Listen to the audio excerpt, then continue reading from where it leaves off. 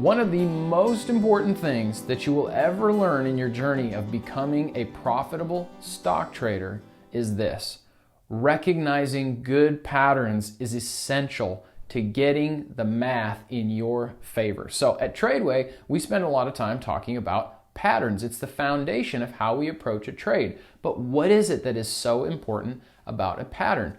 Well, the dictionary defines a pattern as something that is repeatable, something that repeats over and over and over. So you can see what it has done, and that suggests what it is going to do in the future if it stays in the pattern. So if we can find a good pattern, and we will help you identify what's a good pattern, what's not.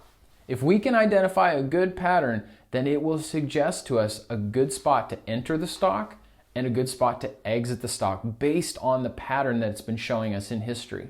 Utilize this simple but powerful tool, and it can completely change your ability to be profitable in the stock market.